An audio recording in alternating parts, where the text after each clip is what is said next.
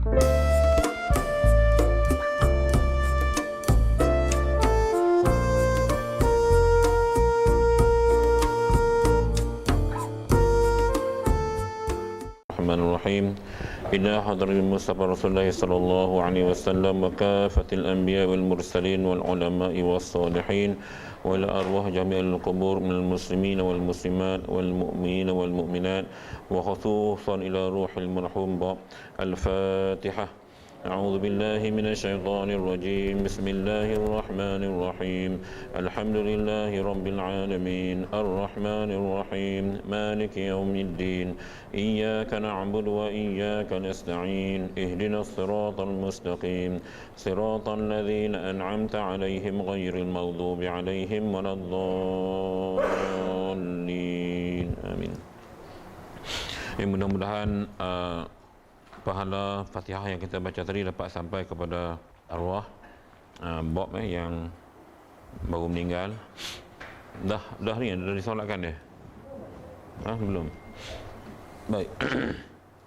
Alhamdulillah wassalatu wassalamu ala Rasulillahil karim wa ala alihi wa sahbihi ajma'in. Subhanaka la ilma lana illa ma 'allamtana innaka antal alimul hakim. Rabbi shrah li sadri wa yassir li amri wahlul 'uqdatam min lisani yafqahu qawli amma ba'd. Alhamdulillah, kita sambung kita punya pengajian pada pagi ini dalam membicarakan rukun solat. Kita dah pun habis rukun solat yang ke-8 dan pada minggu ini insya-Allah kita akan sambung rukun solat yang ke-9 hinggalah yang seterusnya sebelum kita masuk bab sunat dalam solat.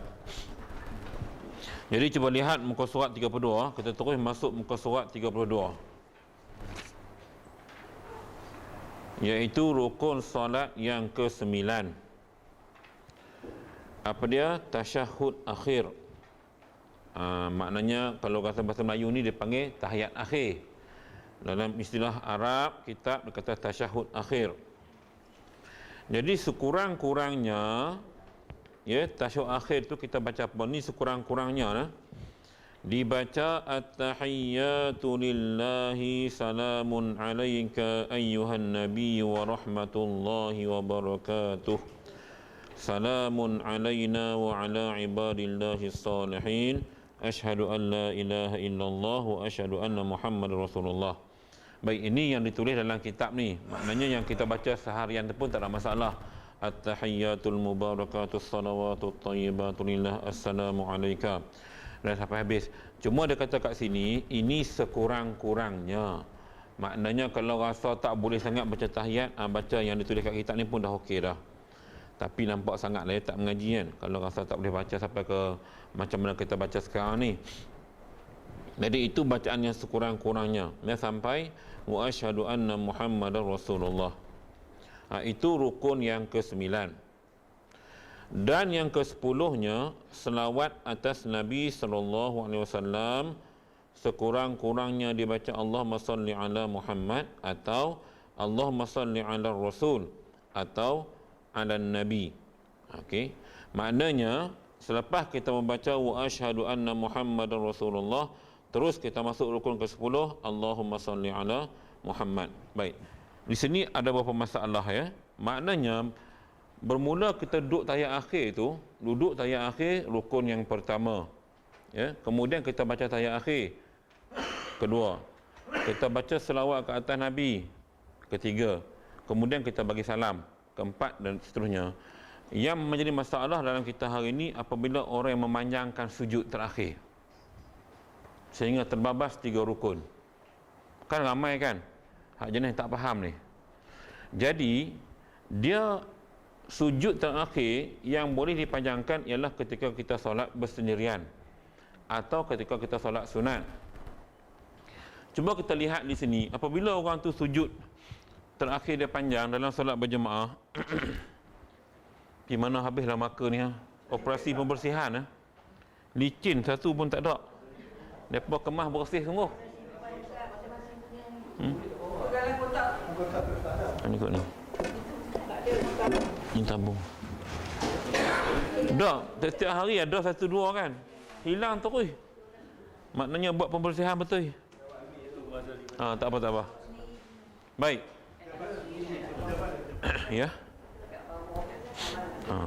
Allahu a'lam.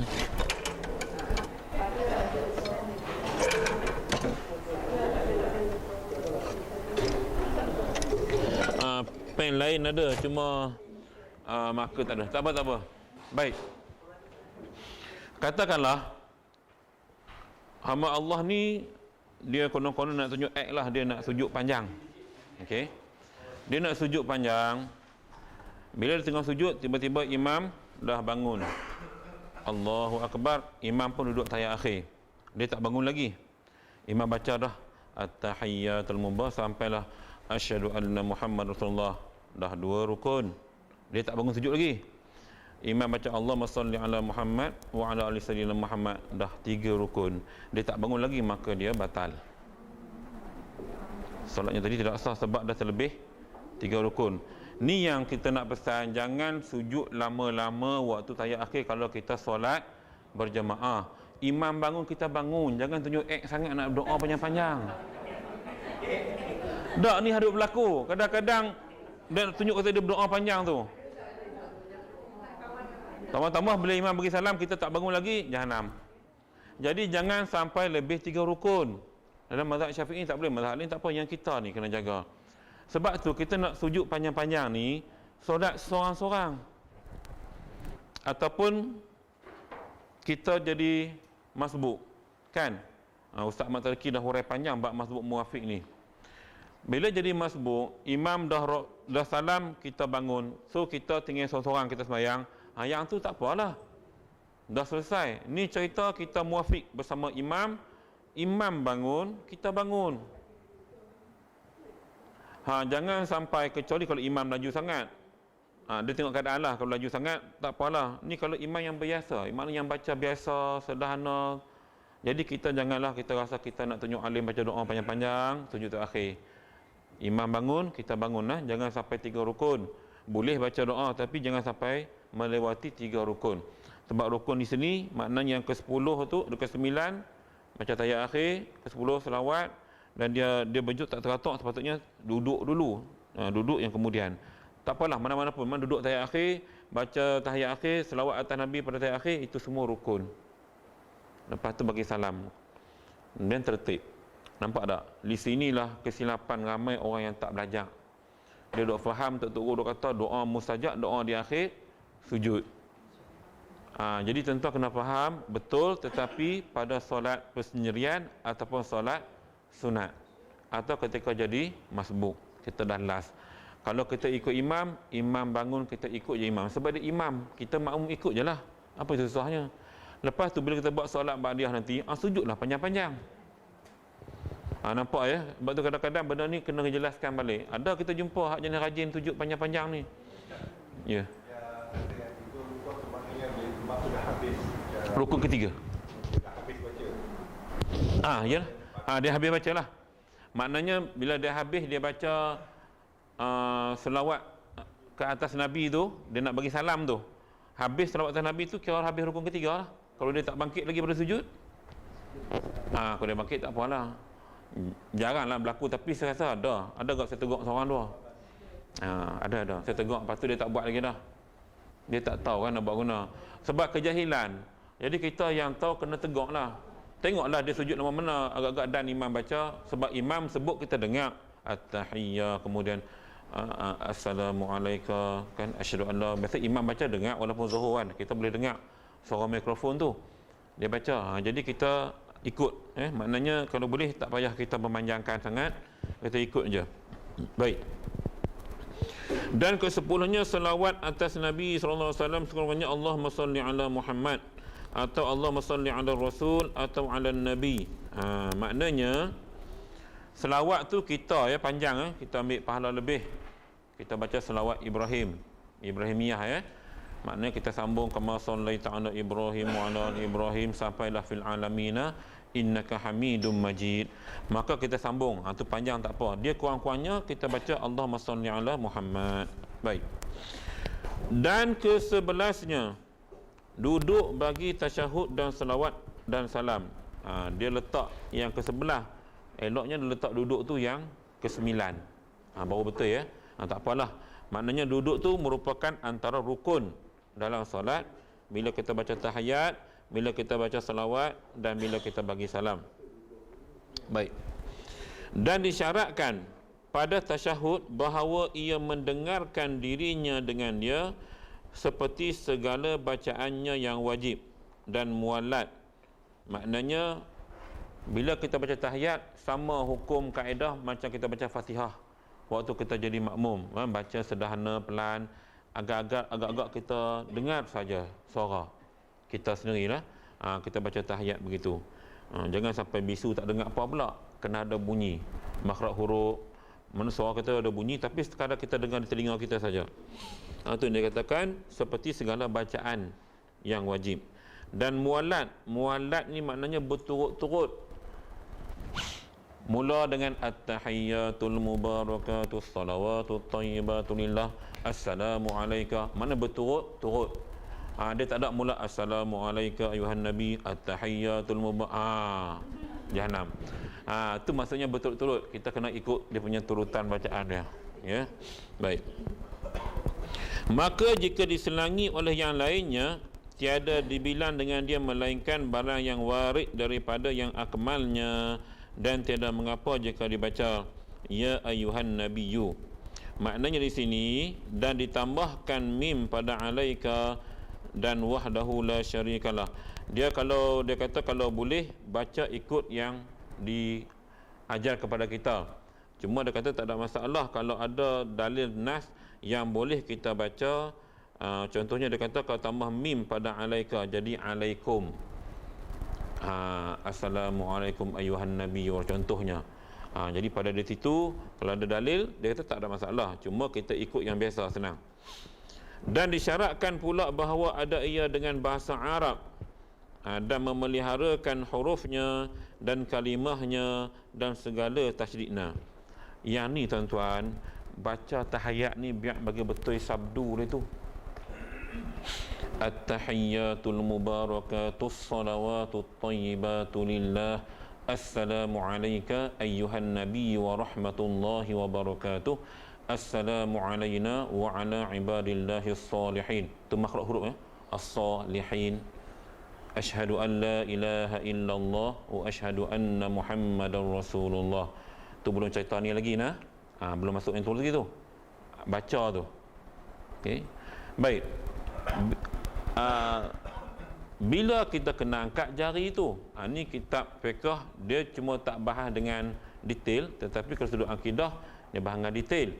Maknanya ada di kalangan pendapat mengatakan bila kita sebut asyhadu an la ilaha illallah, kita angkat waktu kita sebut illallah, kecuali Allah, hati kita bulat-bulat ingat pada Allah yang satu. Ada pendapat kedua kata wa asyhadu anna Muhammad Rasulullah, kita boleh angkat ibu jari sekali serentak.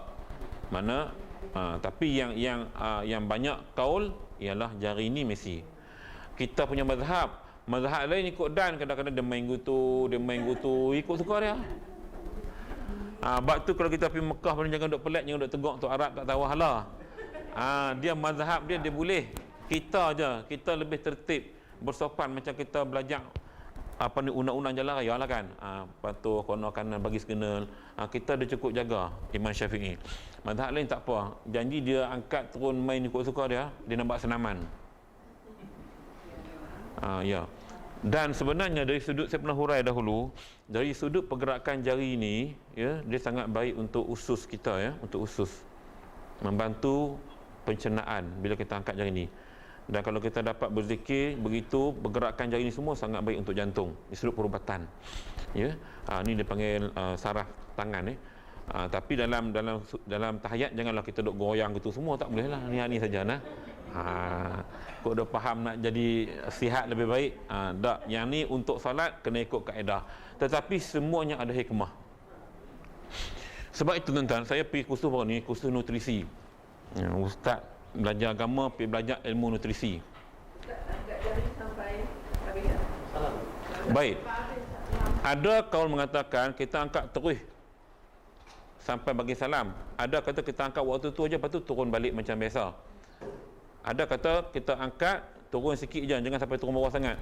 Ada yang macam tu. Ini khilaf. Nah, khilaf. Yang penting waktu kita mengucap tu kena angkat. Lepas tu larat tahan, tak larat tahan turun bawah. Gitulah. Maknanya benda tu berlaku lah. Ya, kita angkat tu ada berlaku. Jangan tak angkat langsung, makna memang tak khusyuk sembahyang. Confirm dah. Tapi tak tahu tahiyat time mana dia main baca gitu, tak tahu apa.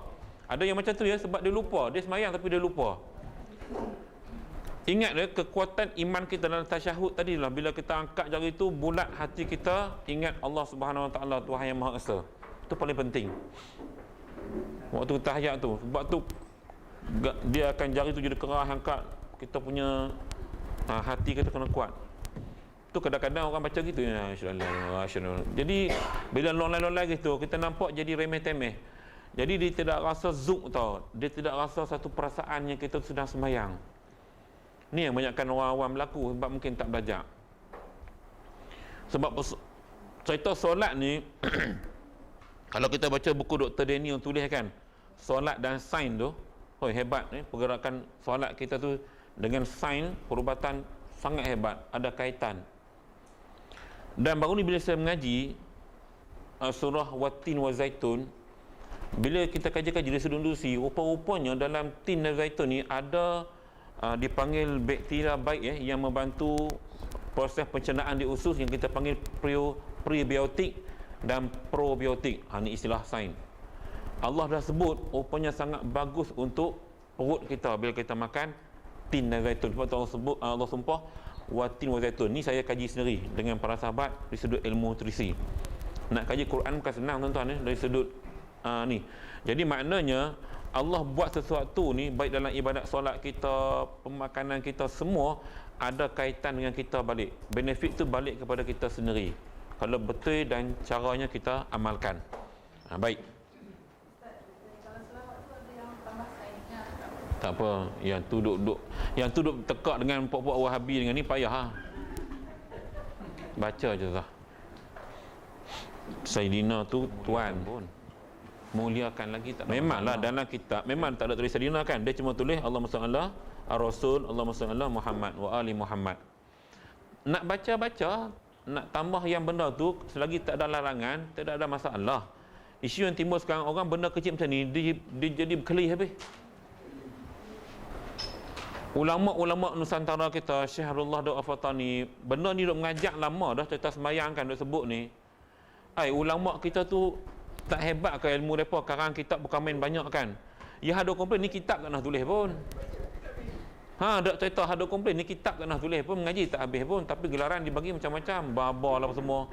So benda macam ni sebenarnya kalau kita lihat, kadang-kadang masyarakat hari ni dia mudah menggelarkan seorang, ihtiram seorang, kadang-kadang ilmu tak sampai tahap untuk diihtiramkan begitu. Di petani kalau gelaran babar ni, orang yang boleh buka pondok, mengaji pondok, khatam kitab berbelah-belah buah, kurang-kurangnya 11-12 tahun mengaji pondok, alim ilmu dia, baru orang gelak tu. Kita lah dah ngaji cakap pandai sikit dah dapat gelaran dah. Jadi ini yang dalam masyarakat kita hari ni dia mudah sangat. Tambah panggil tuan guru lagi banyak. Sikit-sikit tuan guru. Letih tuan-tuan, saya lawan oleh hal ke tu, sikit-sikit tuan guru Ustaz Syailan. Oh, letih dah. Tak layak. Tapi orang awam dah ni tak kira, dia kira panggil gitu. Baik, jadi sebut bahasa Arab dengan fasih. Tuan-tuan dah habis kelas bahasa Arab, tak ada masalah, kita sebut dengan fasih. Ya. InsyaAllah. Jadi pronunciation tak ada masalah. Tak betul lah, tak apalah, bagus lagu tu, alhamdulillah. Baik. Dan ke-12 memberi salam yang pertama. Yang jadi rukun tu salam pertama ya. Memberi salam yang pertama dan sekurang-kurangnya Assalamualaikum atau Alaikumussalam. Tetapi yang kemudian ini makruh. Makna kita baca yang Alaikumussalam tu tak kenalah makruh. Jadi elok kita baca Assalamualaikum. Ya, kita baca Assalamualaikum warahmatullahi. Tak payah wabarakatuh, tak payah. Dan tiada memadai umpama salamun alaikum, tak boleh. Dia kena baca bagi lengkap Assalamualaikum. Sebab cerita salam ini, kalau kita lihat di ending semayang, menjadi satu kita katakan satu sirah, satu contoh perjalanan kehidupan kita bila kita berjumpa dan berpisah. Nampak? Even dalam ibadat solat ni pun endingnya tetap bagi salam. Maka menjadi panduan dalam kehidupan kita, berjumpa dan berpisah, salam. Nampak tak agama dia ajak kita? Hatta dalam sembahyang sekalipun, cuma orang tak nampak sangat benda ni. Jadi kita jumpa bagi salam. Sebab tu kalau ikut sirah Rasulullah, para sahabat berebut-rebut nak bagi salam kat Nabi ni. Semua tak pernah ada peluang. Satu ketika seorang sahabat, saya tak ingat Sayyidina Ali ke siapa, lindung balik pintu tembok tu, tunggu Nabi lalu nak bagi salam. Lalu dia lompat nak bagi salam. Ya, Nabi dah bagi salam kat dia. Dan ada kalau para sahabat ni bagi salam sampai lebih banyak kali, Nabi dah jawab dah, bagi lagi salam. Sebab nak dapat doa Waalaikumsalam tadi. Ini cerita sirah. Maknanya berlumba-lumba mereka nak bagi salam sebab mereka faham bila kita ucap selamat sejahtera ke atas orang tu, dia akan ucap balik selamat sejahtera ke atas kita. Maka ulama menambah lagi kan, bila salam banyak ni, jawab banyak ni, sampai terakhir wa maghfiratun wa ridwanun, sampai habis. Maknanya begitu diajar tentang kelebihan pahala, sebab ini doa yang kita dapat secara tak langsung daripada orang yang menjawab salam kita tadi. Okey, ini cerita salam nah. Baik. Habis rukun, dan yang ke-13-nya ialah tertib. Seperti tersebut, maknanya kita ikut turutan rukun pertama, kedua, ketiga dan seterusnya. Okey, kita masuk bab faslun fi sunanis salah. Nak mengaji bab sunat-sunat sembahyang ya. Ini suatu fasal pada menyatakan beberapa sunat sembahyang. Baik. Dalam ibadat solat kita ada benda sunat dalam tu, ada benda rukun. Hak rukun yang 13 yang kita baca baru habis ni, yang ni tak buat batal. Ingat ya, rukun tak buat satu batal. Rukun ibadat dalam Islam, apa-apa saja rukun, rukun haji, rukun umrah, rukun apa pun, rukun sembelihan, rukun korban, rukun apa pun, tertinggal satu rukun, batal. Begitu juga dengan solat ya. Sekarang dia nak ajar kita, dia nak tengok dalam ibadat solat kita ada benda sunat. Mana kalau buat tak apa, tak buat tak apa. Bermula sunat dahulu daripada masuk padanya dua perkara. Baik. Sebelum sembahyang ada dua benda sunat yang ada dibuat, yang boleh dibuat dan digalakkan dibuat. Ini sebelum solat ya. Pertamanya bang. Tu bang azan, dia tak tulis azan, dia tulis bang. Tu yang jadi cerita hak di Kedah hang depa kata mat hang bangsat. Jadi orang hak KL kata hang kata kat aku bangsat. Jadi orang hak KL dia tak faham. Orang utara dia suruh hang bangsat. Jadi dia suruh azan sekejap. Azan. Maka orang KL dengar dia salah faham. Jahat dia kata orang Kedah ni, jenis maki orang. Dalam surah maki orang, ada dia kata bangsat. Rupanya suruh bangsat, suruh azan sekejap. Dah ini berlaku tuan-tuan. Cerita lahjah, cerita dialek dalam masyarakat. Sebab tu lah banyak istilah dimunikan digunakan azan. Tak, sebab dalam kitab tulis perkataan bang. Orang Kedah sekejap tu sat. Bila cantum bang dengan sat jadi bangsat. Betul lah. Tapi orang yang KL dengar salah faham. Dia kata orang Kedah ni jahat, mulut celupak, dimaki orang dalam surau. Sedangkan dia bukan maki, dia suruh orang tu azan. Ini istilah mana berlaku dalam masyarakat kita. Jadi bang itu merupakan perkara sunat sebelum solat jika sembahyang seorang diri sekalipun. Sembahyang seorang-seorang nak azan boleh. Dan keduanya iqamah, maka disunatkan keduanya bagi sembahyang maktubah jua. Iqamat ni untuk sembahyang maktubah, sembahyang yang difardukan sahaja. Maghrib, isyak, subuh, sembahyang seorang pun kita kena iqamat, sembahyang ramai-ramai pun kita kena iqamat. Ya, ni azan dan iqamah. Adapun segala sembahyang sunat yang ditututi berjamaah padanya dan sembahyang ia berjamaah, maka disuruh baginya as-salatu jami'ah. Tuan-tuan perasan tak? Tengah imam sebut kan, dia tak qomat, dia sebut as-salatu jami'ah, macam mayang jenazah. Ya, salatu jami'ah, mayang raya, as-salatu jami'ah, mana ada qomat? Sebab sembahyang sunat ataupun yang tertentu ini, kalau jemaah dia ajak as-salatu jami'ah, Dan setengah imam dia tambah rahimakumullah, semoga Allah merahmati kamu. Yang sembahyang jemaah sama-sama ni. Itu ajakan, seruan untuk solat berjemaah. Baik. Dan sunat kemudian daripada masuk padanya yang ab'adnya membaca tasyahud awal. Baik, sekarang sunat ada dua dalam sembahyang. Ada sunat ab'ad, ada sunat hai'ah. Kalau kita mengaji dengan lebih detail, dua pembagian sunat. Dia nak kupas dengan kita pagi ni, dia cerita ab'ad dulu.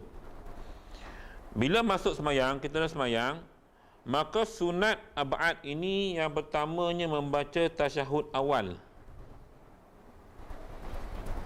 Sebab tu tahiyat awal kalau terlupa dia tak batal sembahyang. Kena sujud sahwi. Terlupa kan, bilangan rakaat terlupa, jadi Allahu Akbar tu sampai as-solah dah kita. Tak pernah naik berterbang pergi as-solah, tapi otak sampai as-solah dah tengah sembahyang tu. Jadi tak perasan rakaat kedua terus bangkit juga, tak buat tahiyat awal, tak baca. Jadi tahiyat awal ini merupakan sunat ab'ad. Katalah kita tertinggal, tak sengajalah, terlupa. Biasalah kadang-kadang confuse rakaat, kan, kadang-kadang terlupa. Maka bila tinggal tasyahud awal, sunat ab'ad, sembahyang kita tu sah ya, dia tak batal. Tapi kita kena sujud sahwi, dalam cerita lepas ni. Dan selawat atas Nabi SAW kemudian daripada tasyahud tadi. Ceritanya tinggal tahiyat awal lah. Dan selawat atas keluarga ahli itu maksudnya keluarga Nabi lah. Kemudian daripada tahiyat akhir. Itu sunat ab'ad. Maknanya kita tak baca, tapi tak masalah bila baca tahiyat tu biasanya akan baca semua pun. Cerita kalau tahiyat awal ni kita tertinggal, maka sunat ab'ad di sini kita kena ganti dengan sujud sahwi. Dan duduk bagi sekaliannya, duduk tahiyat awal tadi dan membaca kunut. Ni cerita kunut Jadi kita jangan duk berkeli sangat. Cerita terlupa kunut ni lumrah. Terutama yang tak nak sembahyang subuh, lagi lumrah. Ada berlaku kan, biasa tak nak sembahyang subuh, dia sembahyang kali memang dia lupa kunut. Jadi sopa dengan sembahyang sunat sejadah, sujud sejadah hari Jumaat. Tak nak sembahyang ataupun tak pernah sembahyang hari Jumaat solat sejadah, dia confuse bila imam Allahu Akbar, lepas bacaan tu dia terus rokok. Imam sujud, dia rokok. Sebab dia jangan jumpa. Baik. Kalau tertinggal doa kunut, ia adalah sunat ab'ad. Maknanya sembahyang kita tetap sah, cuma kena sujud sahwi. Mana nak beritahu kadang-kadang tertinggal, terlupa dan sebagainya. Sebab itulah di sana digalakkan kita sembahyang jemaah supaya imam cover semua. Kan? Jadi tak berlaku kelupaan tu ni, sebab imam akan baca, kita akan baca, malaikat imam terlupa. Itu akan berlaku begitu. Baik. Dan membaca selawat atas Nabi SAW kemudian daripada kunut tadi, dan selawat atas ahli dan sahabat. Bukankah lepas doa kunut kita baca selawat kan? Wassallallahu ala sayyidina Muhammadin wa ala alihi wasallam. Kan baru kita sujud kan? Selawat itu juga dikira sebagai sunat ab'ad. Maknanya kadang-kadang kita baca kunut tak selawat. Jadi selawat yang terakhir selepas kunut itu juga dikira sunat ab'ad. Maka elok kita buat, elok kita baca. Dan jangan pula kita duk pergi tegur orang tak baca selawat. Lepas dia baca doa kunut tu, Allahumma fi ma'li wa afi ma'afi wa tayyib wa barik fi ma'atik wa syarra ma qadait fa innaka taqdi wa la yuqda 'alaik wa innahu la yuzillu wa la yuzillu 'alaik tabarakal ta'ala barakal hamdu 'ala ma qadait astaghfiruka wa atubu ilaik. Tiba-tiba dia berhenti terus rokok, terus sujud. Kita jangan marah dia sebab yang selawat tadi tu sunat ab'ad. Tapi bila kata sunat ab'ad dia tertinggal, dia kena sujud sahwi juga. Dia lengkap, kunut tu lengkap. Tapi bila kitab ni, ni cerita dalam kitab kita duk tekak pun benar dalam kitab. Dia kata termasuk dalam solat ab'ad membaca selawat atas Nabi SAW, kemudian daripadanya tadi kembali kepada kunut tadi, dan selawat atas keluarga Nabi dan para sahabat. Dan salam atas Nabi. Kita baca salam ke atas Nabi dan keluarga Nabi dan sahabat. Itu dia cuba fokuskan, dia cuba asingkan, bagi faham tu. Dan berdiri bagi sekaliannya, maka manakala ditinggalkan satu daripada beberapa sunat ab'ad ini, sunat dijabarkan dia, digantikan dia dengan sujud sahwi. 2 sujud dahulu daripada salamnya. Baik. Maknanya lepas kita baca tahiyat akhir tu, sebelum salam, sujud 2 kali. Bukan sekali ni, sujud 2 kali. Sujud sekali ni untuk sujud tilawah sejadah tu. Ni sujud 2 kali. Dan kita baca subhanaman la yanamu wala yashu. Ini macam subhana rabbil a'la pula lagi. Kadang-kadang kita tak tahu ni sujud hak mana tu, ni imam sujudnya confuse, dia main tak khusyuk, ingat mata tempat. Bila imam sujud kedua, dia pun confuse baca apa. Dia pun subhana rabbil a'la. Jadi bacaan tu dah tak kena dengan perbuatan tadi. Jadi bila sujud sahwi, kita baca subhanaman la yanamu wa la yashu. Maha suci Allah yang la yanamu, yang tidak tidur dan tidak jaga. Maknanya Allah Subhanahu Wa Taala sentiasa jaga. Maknanya yang tidak lalai. Jadi kita ni lalai. Dan boleh jadi subuh ni kan time ngantuk kan. Dia mula. Jadi hikmah Allah Subhanahu Wa Taala bagi itu supaya kita ada kesedaran. Dalam bacaan tadi ada kesedaran, maknanya kita tidak boleh tidur dalam sembahyang. Tu yang cerita duduk sujud sampai kawan bagi salam tak sedap tu kan. Pasal lena. Ada lagu tu. Jaga. Yang tu sunat ab'ad. Maknanya tertinggal, tak buat, terlupa atau sebagainya, kena ganti dengan sujud sahwi. Itu kena faham dalam mazhab Syafi'i. Baik. Dan sunat hayahnya yang tiada sunat dijabarkan dia, kita ganti dengan sujud sahwi, maka iaitu 4 banyak. Amat banyak, banyak sangat sunat hayah ya. Jadi sunat hayah ini sunat yang kita kena buat juga. Kalau kita tak buat, pahala sunat tu tak ada lah. Tak ada sampai tahap dosa. Sebab fiqh ni kalau sunat buat dapat pahala, tinggal rugi. Tukar ya, tinggal rugi, bukan tak dapat apa. Ubah balik. Dulu kita mengaji, ustaz kita ngajak sunat ni buat dapat pahala, tinggal tak berdosa. Kita ubah balik, buat dapat pahala, tinggal rugi. Dalam konteks masyarakat kita hari ni, sebab kita banyak rugi. Jangan buat kata kita dok rasa tak dapat apa, tak mau buat. Kalau tak buat, kita rugi. Baik kita buat, dapat pahala. Dia kata banyak.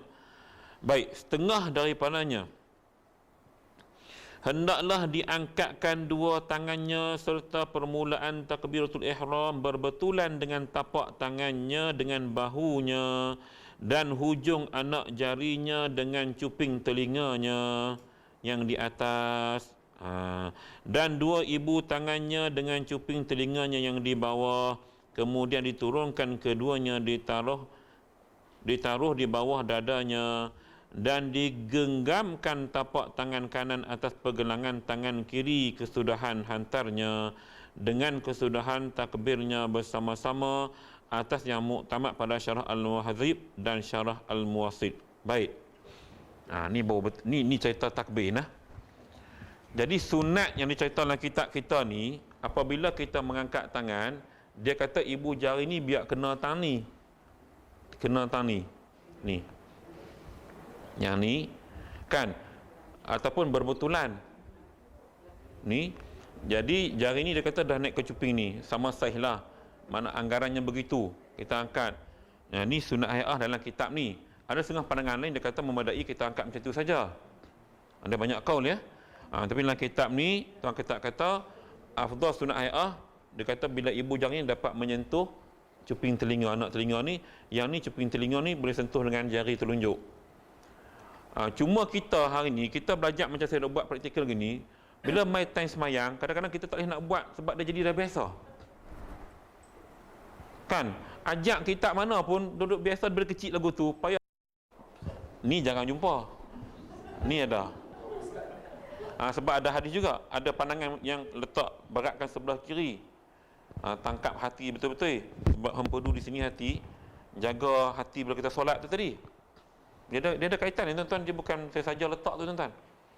Gegamat ini supaya bila kejap maka penumpuan kita pada solat tu lebih. Bila kejap begini, cuba kita buat longgak tu. Kan ada jenis mayang longgak kan? Tambah malas lagu tu. Hak perut borai saya cerita lagu mana letak. Allahu alam. Jadi maknanya bila dia pegang tak kemas, kita nampak longgak. Bila longgak ni macam-macam boleh jadi. Ibarat tiang, ibarat rumah yang tak paku, longgak, skru sebagainya, kan tak kukuh. Bila tak kukuh, maka berdiri kita jadi agak longgar lah. Syaitan mudah masuk. Khusyuk boleh hilang.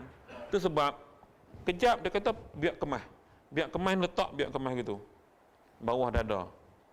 Mana antara pusat dengan dada kita. Ada juga kadang-kadang kita jumpa dia letak macam ni.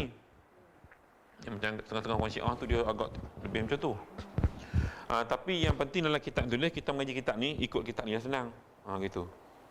Kan selesa, kan relax yang selesa. Kalau yang perut ke depan tu agak-agak lah kesesuaian. Ya.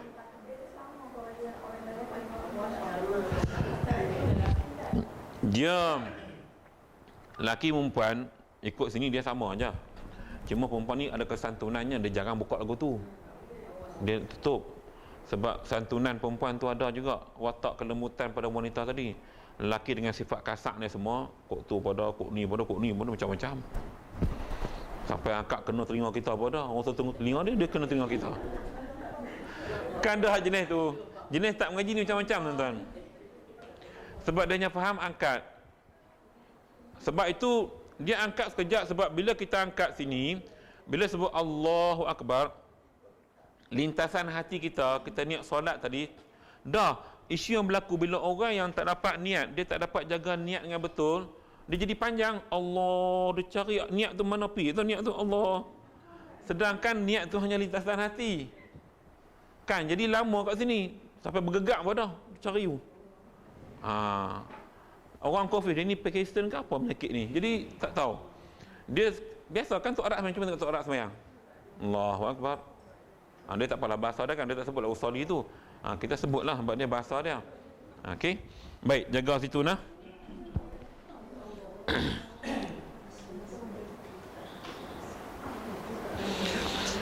Baik, dia kata kesudahan hantarnya dengan kesudahan takbirnya. Kesudahan hantarnya dengan kesudahan takbir maksudnya Allahu Akbar. Bar tu kita dah habis sini. Kadang setengah Allahu Akbar, dia tangan duduk ni lagi. Sebab tu dia kata yang bagus, dia kata landing time tu, landing tangan ke sini serentak dengan bar tadi. Ya, Allahu Akbar, dah. Cuba buat bagi turutan, maknanya bagi berlaku tu sama. Waktu kita mendarat tangan kanan ke tangan kiri, serentak dengan itu juga kita habiskan sebutan bar tadi. Isu yang timbul bila orang was-was kan, ada masalah ya. Sama ada was-was pada lafaz usolli, dia sebut banyak kali duduk usolli, tak zaman datang usolli tu. Tu belum kira Allah. Dan bagi, kalau kita lihat macam Syiah semayang, dia banyak kali angkat tu. Dia Allahu Akbar, dia Allah, Allahu Akbar, Allah, Allah. Dia Syiah dia tu. Dia banyak kali dia minta takbir kalau Syiah Imamiyah. Maknanya kita sekali aja. Kecuali yang was-was tadi. Kalau tak yakin, tak apa buat lagi sekali. Allahu Akbar, niat kita solat apa, ada qasak, ada ta'yin, ta'arud, kita dah mengaji itu kan. Maknanya itu dah selesai. Terus semayang. Ya, jangan duk pening pasal was-was sangat. Baik. Dan setengah daripadanya membaca doa iftitah kemudian daripada takbiratul ihram, iaitu Allahu Akbar kabira walhamdulillah katsira wa subhanallahi bukratan wa asila wajjahtu wajhiya lilladzi fataras samawati wal ard hanifan muslima wa ma ana minal musyrikin inna salati wa nusuki wa mahyaya wa mamati lillahi rabbil alamin la syarika lahu wa bidzalika umirtu wa ana minal muslimin. Jadi kita baca sini dia tulis Arab ya, tak ada baris. Tapi sebab kita dah terror, kita mengaji lama. Jadi kita baca tak ada masalah. Tak ada baris pun kita boleh baca. No, iftitah je lah ya. Iftitah je lah. Hak lain tak tahulah. Baik. Tuan-tuan sekalian, dalam doa iftitah ni elok kita baca sebab maknanya tu ya Allah sangat bagus. Mari kita lihat. Kita puji Allah ya. Allahu akbar kabira, kita puji Allah. Walhamdulillah katsira. Pujian tu katsira, maknanya banyak. Syukur di permulaan. Agama ajak kita mana-mana pun syukur itu di awal. Orang ucap begitu nah, alhamdulillah alamin. Berdoa pun alhamdulillah alamin. Nampak tak? Maknanya puji syukur itu terletak di awal.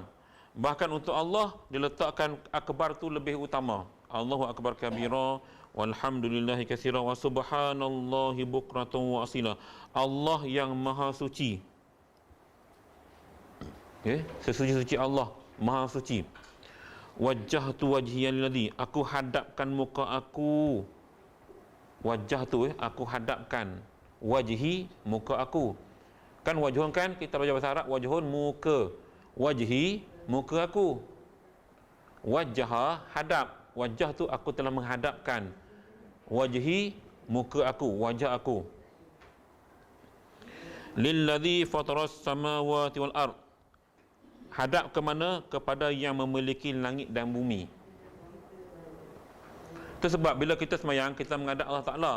Kiblat ini, Kaabah itu merupakan penanda kiblat kita. Yang kita menghadap ialah Allah. Tu wajah, tu wajh yang ladzi. Kalau tuan-tuan baca faham maknanya tuan-tuan, ia sangat membantu untuk perjalanan seterusnya dalam solat. Membantu untuk kita khusyuk dalam perjalanan seterusnya dalam solat. Tu kalau kita faham. Ya, ia memiliki kekuasaan langit dan bumi. Fataras samawati wal ardi hanifan muslima wa ma ana minal musyrikin. Maksudnya di sini dia menghuraikan tentang kemuliaan Allah Subhanahu taala, bukan sekadar ada langit dan bumi tuan-tuan, hanifan muslima.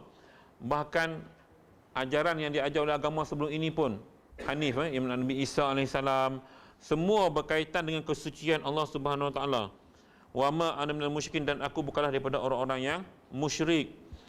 Inna salati, sesungguhnya sembahyangku, wa nusuki, ibadatku, ya, ibadat haji dan sebagainya, wa mahyaya, hidupku dan matiku, wa mamati lillahi rabbil alamin, hanya untuk Allah Subhanahu wa taala. Tu kita punya ikrar dalam solat kita. Mati kita, hidup kita untuk Allah. Ni kena faham.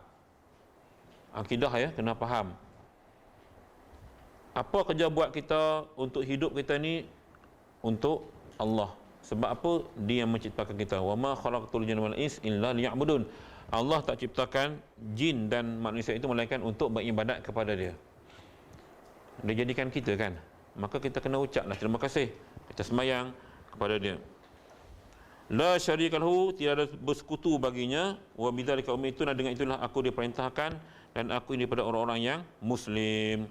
Ini maknanya doa iftitah. Dia sunat hai'ah ya. Tak baca tak apa, baca tak apa, elok dibaca.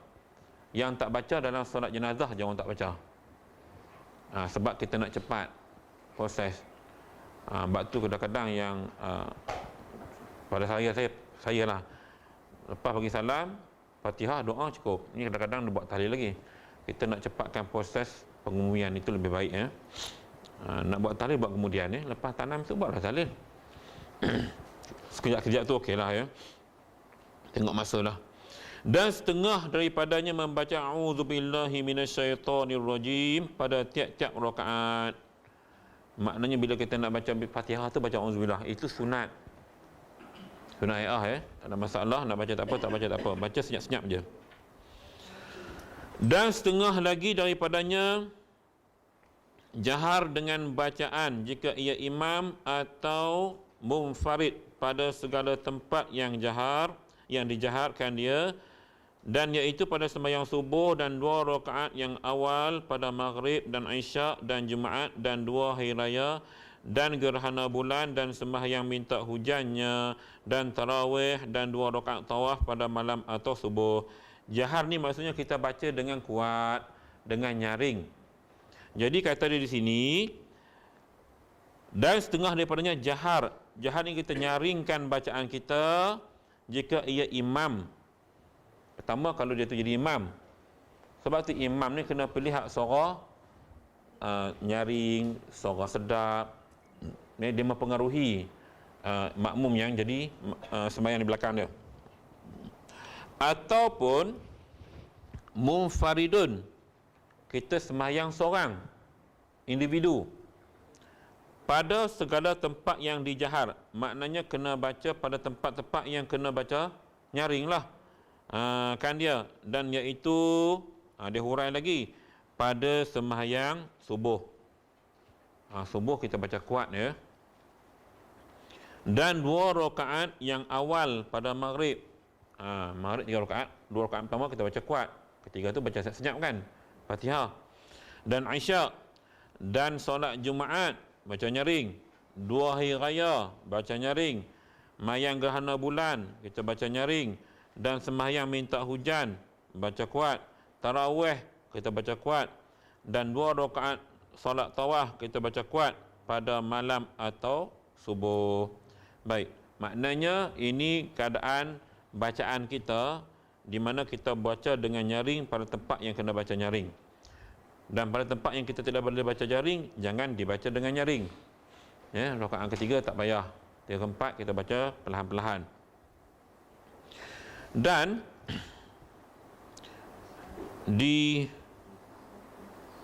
tak apa jelas lah kitab saya ni. Disirkan, maknanya dibaca senyap. Sirrun ni rahsia dibaca secara senyap. Bacaannya lain daripada yang tersebut seperti segala sunat rawatib. Kita sembahyang qabliyah ba'diyah tu baca secara sir, secara perlahan. Ni secara perlahan. 2 rakaat tawaf pada hingga rawatib yang pada malam sekalipun kena baca secara sir, dan 1 rakaat yang akhir pada maghrib, dan 2 rakaat yang akhir pada Isyak, dan sembahyang gerhana matahari, dan segala sunat mutlak pada siang hari, bersalahan segala sunat mutlak yang pada malam, maka sunat dibaca dengan pertengahan antara sir dan jahar. Sebab itulah bila kita qiyamul lail, ada imam yang memahami, dia baca tidak terlalu nyaring, dia agak dengar je, kuat sangat pun tidak, perlahan sangat pun tidak, sebab ini solat sunat di malam hari. Kitab fiqh dah ajar kita, maknanya yang nyaring tadi solat yang fardu, isyak, maghrib, subuh. Lepas tu 2 hari raya kan, tarawih, yang tu yang baca nyaring. Dan rakaat ketiga, keempat dia baca secara sir. Dan bagi solat sunat kata dia, solat sunat rawatib semua sir. Solat mutlak macam solat hajat, kalau yang malam hari sederhana, tidak terlalu nyaring dan tidak terlalu perlahan. Sebab tu setengah-setengah imam dia baca, dia minta baca masing-masing, maknanya pakat-pakat baca. Tapi ikut imam, dia tak baca kuat pun. Ada yang baca kuat tapi tak kuat sangat. Sebab tu jangan kita duk kuatkan mikrofon tu ya, nanti kalau dah mengaji malam ni, buat agak-agak bunyi dalam masjid cukuplah. Ya, ni cerita kita baca sir dengan jahar, ya, nyaring dan perlahan. Dan setengah daripadanya mengucap amin kemudian daripada Fatihah. Tu sunat hai'ah ya. Amin ya. Cuma yang menjadi perbalahan kita hari ni, nak baca amin tu panjang mana? Min panjang mana? Jadi masalah. Duk tikai bab ni. Asalkan bunyi amin sudahlah. Dia jadi ramai tu sebab bila ramai makmum, bila imam belakang imam belakang pada makmum belakang lagi jadi tu bunyi panjang lah. Tu je pun. Dia ikut makhraj hukum tajwid di sini 2 harakat boleh. Dia letak baris panjang tu nampak ramai bunyi jadi panjang lah. Nah, tuan-tuan jangan duk confuse pula. Lebih-lebih pun tak apa, dia benda sunat ya. Amin ya. Kemudian daripada Fatihah dan mengucap amin makmum serta amin imamnya bersama-sama ya. Dan jika tiada mengucap amin imamnya atau ia mutakhirkan dia daripada waktu yang disunatkan padanya, maka hendaklah mengucap amin makmum pada waktu itu jika tiada mengucap imam sekalipun. Kadang-kadang kita mayan dengan imam Arab. Ya, kadang-kadang dia amin tu dia disebut lambat, kemudian makmum dah boleh sebut awal, tak ada masalah. Jadi habis waladhdallin. Dia kata di sini makmum boleh mengucap amin makmum pada waktu itu jika tiada mengucap imam sekalipun. Kadang-kadang imam nak sebut tu lambat. Maknanya waladdallin. Imam tu ambil nafas dulu.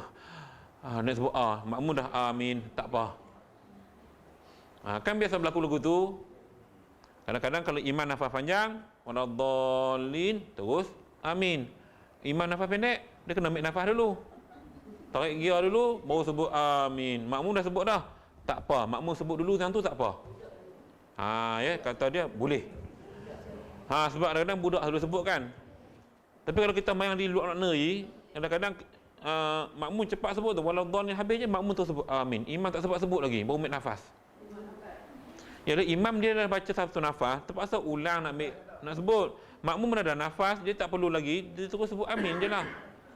Jadi maknanya biar jangan berlaku gap tu yang panjang lah. Amin tu sebut. Ramai doa ada keberkatan di situ bila kita sebut amin sebagainya. Baik. So boleh ucap ya. Dan jika luput akan dia olehnya takminnya serta takmin imamnya, hendaklah mengucap amin makmum pada ketika amin dirinya. Maknanya boleh kalau imam terlupa sangat dah ni, so makmum boleh ucap kemudian amin sebelum kita baca Fatihah atau baca surah-surah lain. Dan jika ia membaca Fatihah berserta dengan Fatihah imamnya dan selesai keduanya bersamaan daripada akan dia dengan satu amin bagi bacaan dirinya dan bacaan imamnya.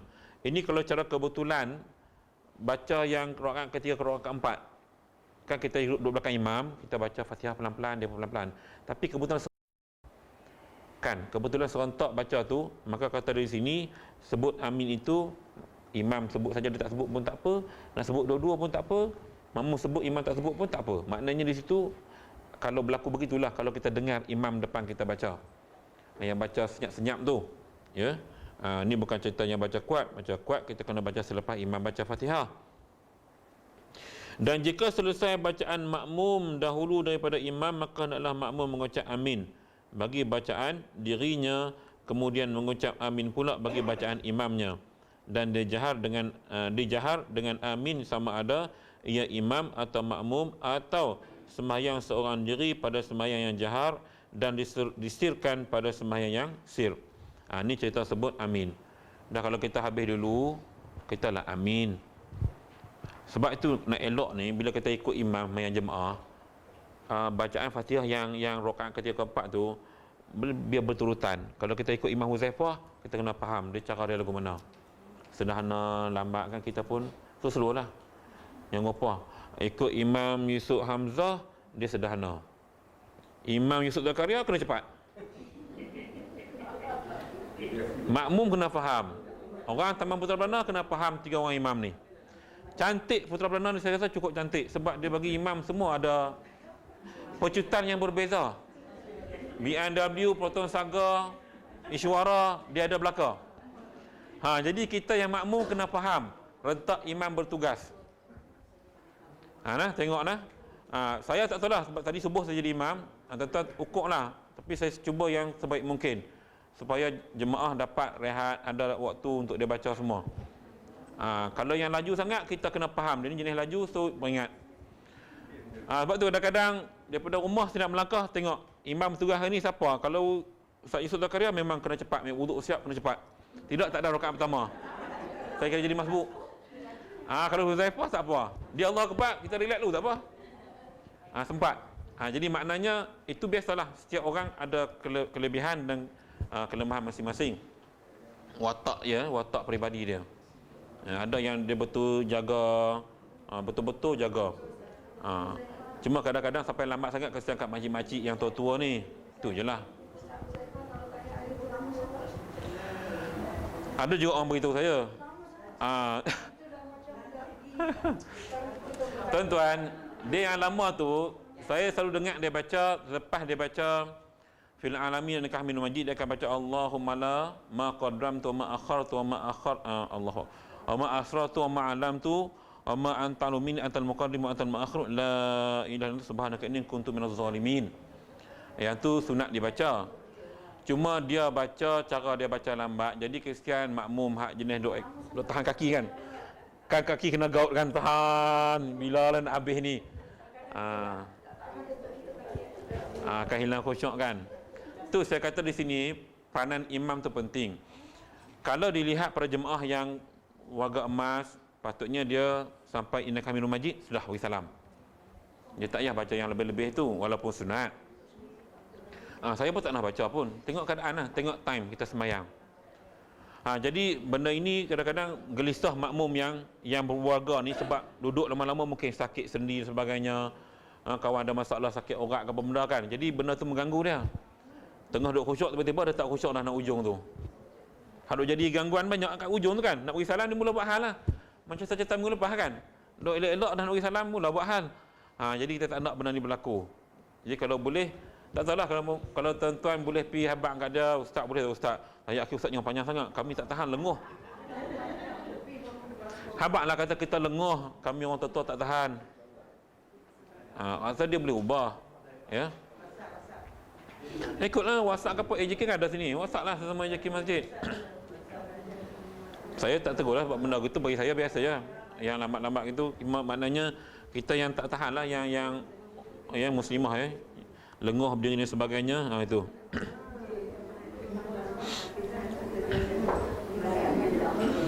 Sikit lagi ya. Tetapi hendaklah ia mendengar bacaan dua rakaat yang dahulu pada segala sembahyang fardu dan tiada disunatkan makmum baca surah. Tetapi hendaklah ia mendengar bacaannya imam, maka jika tiada mendengar akan bacaan imamnya dengan sebab tuli atau jauh daripada imamnya atau diperlahan oleh imamnya, dan jika pada sembahyang yang nyaring sekalipun atau mendengar ia suara imamnya dan tiada difaham akan dia, maka hendaklah membaca makmum akan surah pada segala surah yang tersebut ini. Ini cerita bila kita sembahyang dengan imam, kita dah habis Fatihah, kita nak baca tak surah?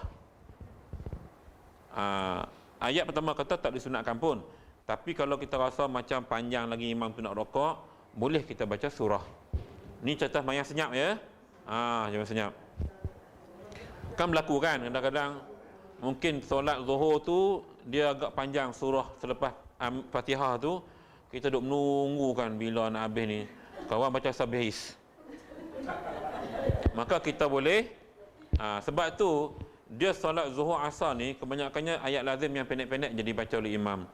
Sebab dia nak bagi waktu tu, sebab makmum dia tak dengar bacaan imam, jadi dia tak tahu nak ukur macam mana bacaan Fatihah dia tadi. Sebab tu kalau lihat imam-imam ni dia akan baca alam tarokai, inna a'taina wal asri, yang pendek-pendek. Kalau sembahyang isyak maghrib tak apa, sebab kita dah dengar imam baca, kita tahu dah ukuran dia macam mana. Dan Fatihah kita nak baca laju ke, nak baca perlahan ke dan sebagainya. Yang tu je lah ya, maknanya kena jaga di situ.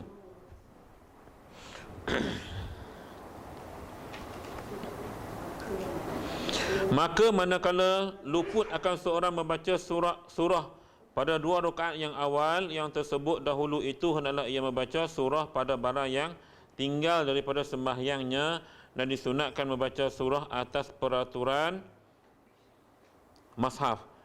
Baik, ni duk jadi ni tuan-tuan, saya nak tengok sikit. Kita baca ikut turutan surah sama-sama jadi imam, imam ke makmum, kena ikut turutan dalam Quran lah.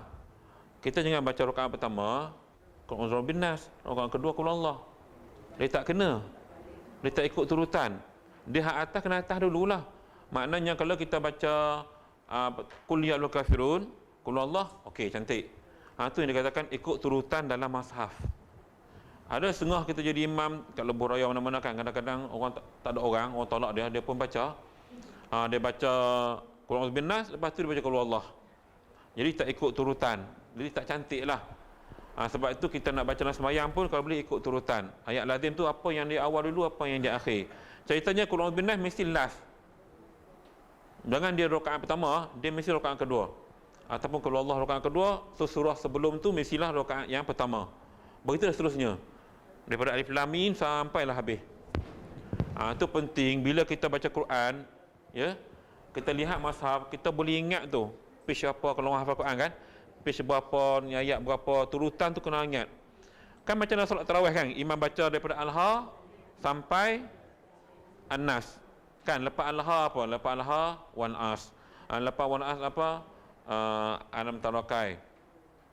Lepas tu iza ja, ina ataina, ya, kuliah. Lepas tu tabat.